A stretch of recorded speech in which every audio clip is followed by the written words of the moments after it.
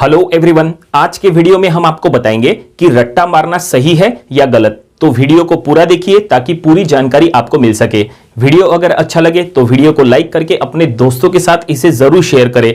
और आप अगर हमारे चैनल पे नए हैं तो चैनल को भी सब्सक्राइब कर लीजिए, क्योंकि इस चैनल पर आपको इसी तरह के मोटिवेशनल वीडियोज मिलते रहते हैं। तो चलिए वीडियो स्टार्ट करते हैं। तो सबसे पहला सवाल यह है कि रट्टा मारना होता क्या है और रट्टा मारने की जरूरत क्यों पड़ती है।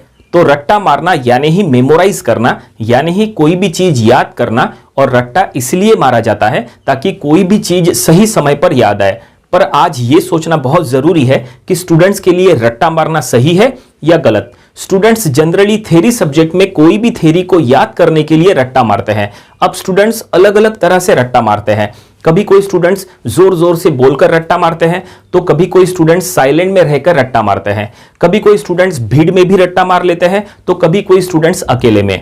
तो हर स्टूडेंट्स का रट्टा मारने का कोई ना कोई तरीका होता है, लेकिन रट्टा मारने का यहां पे एक नुकसान भी होता है। नुकसान यह होता है कि जो भी थ्योरी आपने रट्टा मारे हैं उसको आपको बार बार रिवाइज करते रहना पड़ता है, नहीं तो वो आप भूल जाओगे और फिर आपको वो डबल रट्टा मारना पड़ता है। जैसे आपने अगर कोई थ्योरी रट्टा मारे हैं तो देखना वो थ्योरी आपको सिर्फ 2 या 3 दिन तक ही याद रहती है। उसके बाद एग्जाम तक आपको वो थ्योरी बार बार रिवाइज करते रहना पड़ता है, तब जाकर कहीं आप एग्जाम में वो पूरी तरह से लिख पाते हो। और कभी देखना एग्जाम में भी आपको वही थ्योरी याद आती है जो आपसे रिवाइज हुई है।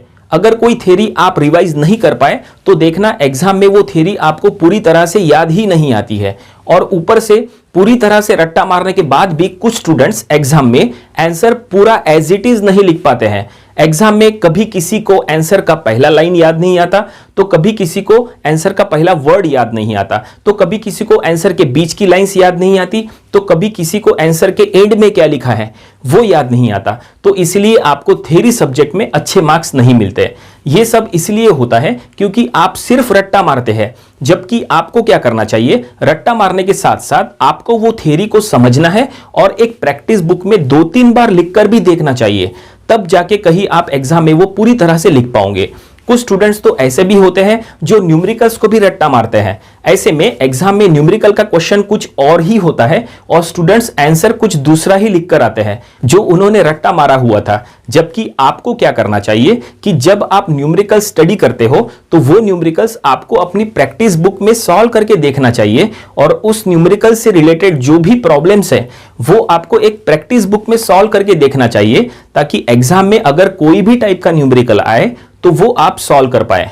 चलो अब आपको एक दूसरा तरीका भी बताते हैं, वो भी सुनो। आपको क्या करना चाहिए, जो थ्योरी आपको रट्टा मारना है वो थ्योरी को पहले कोई टेक्स्ट बुक से रीड करना चाहिए, उसका पूरा एक्सप्लेनेशन समझ लेना चाहिए और फिर उससे रिलेटेड सेल्फ नोट्स आपको निकालना चाहिए और फिर वो सेल्फ नोट्स के जरिए आपको थ्योरी को याद करना चाहिए।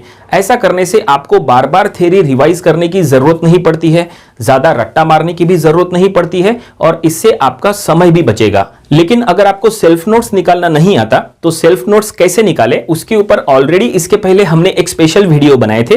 वो वीडियो आपको हमारे YouTube चैनल पे मिल जाएगा, वो वीडियो आप देख लीजिएगा, उससे आपको सेल्फ नोट्स निकालना आ जाएगा। उसी के साथ साथ एग्जाम के कितने दिन पहले से आपको पढ़ाई स्टार्ट करना चाहिए, अगर आपको यह समझना है तो इसके लिए भी एक वीडियो बनाए थे, वो भी वीडियो आपको देख लेना चाहिए। ये सभी वीडियोस का लिंक हमने आज के वीडियो के डिस्क्रिप्शन में दे दिया है, वहां से आप वो आसानी से देख सकते हैं। तो उम्मीद करते हैं कि आज के वीडियो में हमने आपको जो भी जानकारी दी है वो आपको समझ में आ गई होगी। आज के वीडियो में फिलहाल इतना ही, मिलते हैं अगले वीडियो में एक नए टॉपिक के साथ। Thank you very much.